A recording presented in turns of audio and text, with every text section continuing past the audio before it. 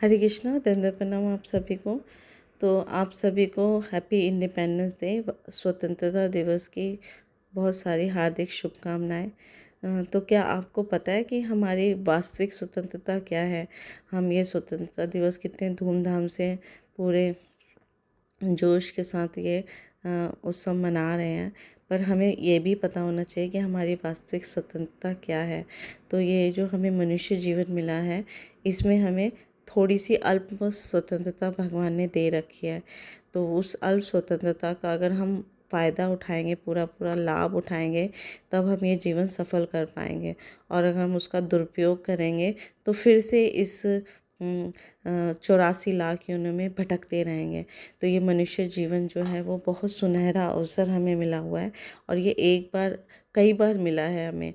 इस 84 लाख योनियों में मतलब हम हर योनि में हमने जन्म ले लिया है, और एक बार नहीं, कई कई अनगिनत समय से हम यहीं इस भौतिक जीवन में आ रहे हैं, जा रहे हैं।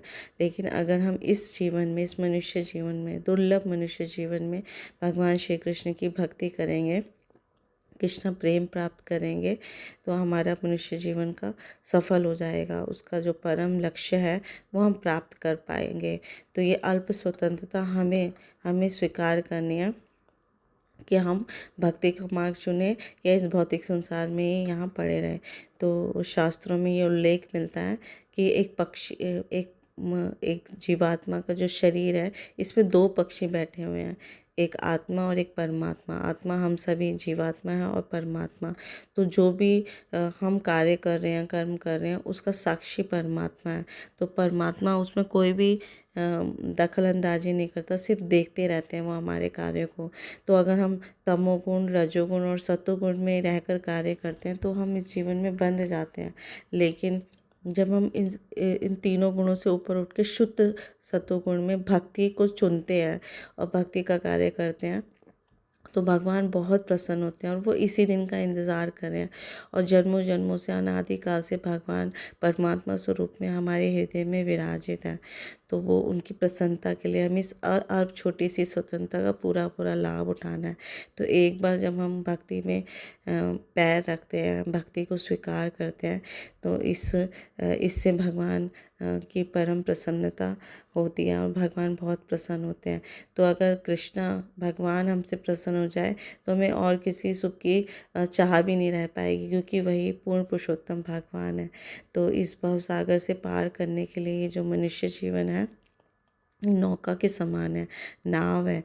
तो नाविक जो है हमारे गुरु हैं, जो इस नौका को लेकर जा रहे हैं। तो ये हरे कृष्णा महामंत्र हमें एक साधन दिया है, जिससे हम इस कलयुग में आसानी से इस मनुष्य जीवन को पाकर इस नाव के सहारे भव सागर को, इस भौतिक संसार का जो सागर है, उसको बहुत आसानी से पार कर सकते हैं।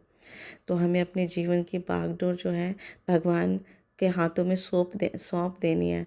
तो ये हम स्वतंत्रता का सही मायने में सदुपयोग कर पाएंगे।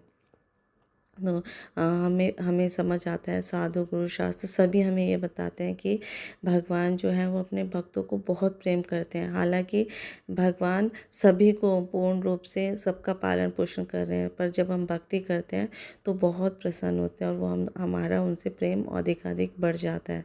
तो हम इस स्वतंत्रता दिवस में हमें प्रण लेना चाहिए कि हम इस मनुष्य जीवन को सफल बनाएं, और इसी जीवन में, इस मनुष्य जीवन का परम लक्ष्य प्राप्त करें, जो कृष्णा प्रेम है, भगवत प्राप्ति है। और बहुत आसानी से इस कलयुग में हम पा सकते हैं। जब हम सदैव हरे कृष्णा महामंत्र गाएंगे, तो हम 1-2 मिनट भगवान कृष्ण के नामों का, पवित्र नामों का जप करेंगे, ताकि भगवान हमसे प्रसन्न हो और हमें हम पे अपनी असीम कृपा बरसाएं, और हम हमारा स्वतंत्रता को का जो ध्येय है वो सफल हो जाए, और मनुष्य जीवन, इसी एक जीवन में हम कृष्ण प्रेम की प्राप्ति कर लें। हरे कृष्णा कृष्णा कृष्णा हरे हरे, हरे राम राम राम हरे हरे, हरे कृष्णा कृष्णा कृष्णा हरे हरे, हरे राम राम राम हरे हरे, हरे कृष्णा कृष्णा कृष्णा हरे हरे, हरे राम